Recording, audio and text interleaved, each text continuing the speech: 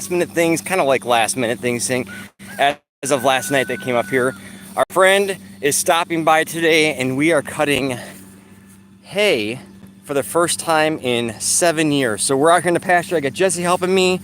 I've got William out there helping me, and our friend Jose is out here helping us. And we are cutting our pasture to hay for the first time in 7 years. And the significance of that is we've had sheep on the property that we've been rotating around. We've been managing our pasture with the rotational grazing and things like that. But we reduced the number of sheep that we had. If you guys followed our other video that we talked about the Great Reset, we're using this year to optimize some systems and to reset the way that we're doing some things. And the reason is because when you have the high animal load on the property, you're rotating them around. If you have too many of them, they can eat on the pasture too fast. And if you don't have enough of them, you end up with a ton of extra grass. So we're going to talk real quick about pasture management, rotational grazing, and what we're doing this year to kind of do a reset. So we've got an abundance of forage growing up here, and this year is going to be a hard year for a lot of people for hay. Not only is it going to be hard to grow because of the moisture we've had in our area in the Midwest here, but it's going to be hard because it's going to hit the dollar books. It's going to hit the dollars big time. Hay is going to be upwards of $8, $9, $10 a square bale for some people. And we have an abundance of forage and mass here. So normally in homesteading world, we talk about rotational grazing, permaculture. We are super blessed because we have over 24 different seed varieties that we've intentionally put out here. And we have just an abundance. You can see it's up past my waist in most spots here. So I was talking about my buddy, and I'm like, hey, we've got all this forage here. It's gonna be a tough year for hay.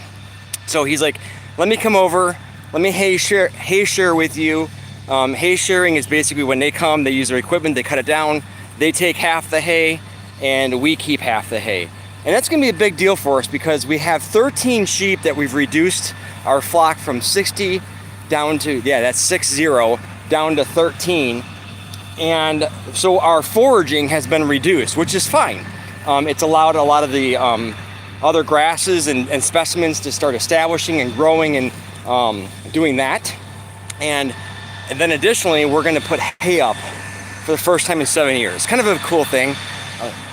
Got a bug in my mouth. Most of the time I would say is I'm a big fan based on other people's teaching, Gabe Brown, Greg Judy, just some Joe Salatin, guys in the permaculture world, of bringing minerals, bringing hay onto the property, because really when you mine your hay, you mine your property of all the minerals and nutrients, and I like to keep those here on the property because that's a really cool thing to keep here on the property. So we are going to keep most of the hay here. Going to give some of it to Jose for doing the work and his crew, and we're going to get hay out of this deal. So the other thing I'm going to touch on real quick is I had a slew of questions come in the last couple of months about how do I set my pasture up, how do I set my homestead up, and what are some things I should be considering. I'm going to spit them out rapid fire real quick here. Start with your perimeter of your property. When you buy your property, you know that you have the boundaries of the property. So start off with your perimeter. If you guys have a homestead, give me a thumbs up real quick here. If you're thinking about getting a homestead, give me a thumbs up. And let me know if any comments in here, if you guys understand the process I'm going to talk about real quick here, is when you have your perimeter, that's an established boundary of your property. But on the flip side, there's some other things that are unknown. How am I going to use my property? How am I going to break up my paddocks? Where are my lanes going to end up? Where's my permanent water going to end up? These are all the unknowns, right? So it's been 7 years of us being here at the homestead, and we are just now finally establishing that, yes, there is a path that we use down the center of the lane here that Jesse walks and drives in the golf cart all the time. And this is our main artery for our property. Sorry, it's gonna get noisy for a minute here. Here he comes, doing his job. Say hello to Jose. Everyone give a thumbs up and wave. So, when it comes to your property, the perimeter is a known fact, so you can start getting your fence established there. I'm a huge fan of high tensile electrified fence, Greg Judy style, 40 inches tall, about 8 inches spacing, up to 40 inches, because it works well for sheep, it works well for cattle and horses and stuff like that. It's kind of a multi-species setup. So your perimeter fence, that's number one. Number two, where is my lane going to eventually be established? Well, the old farmers would say drive your property for enough years in a row and you'll find where your lanes are going to end up, because they're going to have mud routes or paths that start to get established. So thankfully we were blessed to have some asphalt millings and grindings delivered for free. And so we are just now 7 years into the homestead here, starting to establish a lane. So we didn't jump the gun on that though on purpose, because we wanted to really know where's the main artery, how are we going to use this property. So the center of the property we have determined that is kind of the main artery, and it really works out well for us because we have two major paddocks that are like giant rectangles. But then we can break those paddocks down into the rotational grazing sequences so that we basically run it like a giant oval that would spin around here.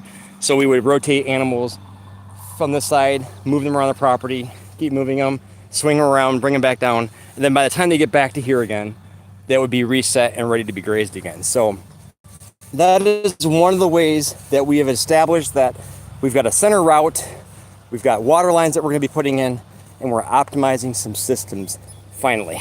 So on the plus side, you guys have seen an update on our duck hut.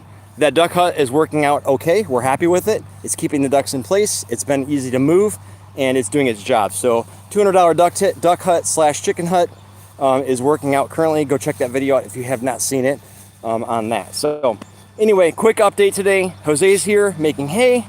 Just wanted to give some quick pointers on your homestead pasture setup. Start off with your perimeter fence. I like the timeless fence post. They're PVC fence post. They're right here.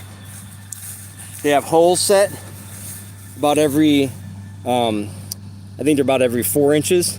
And then so you can make them like every 8-inch spacing basically.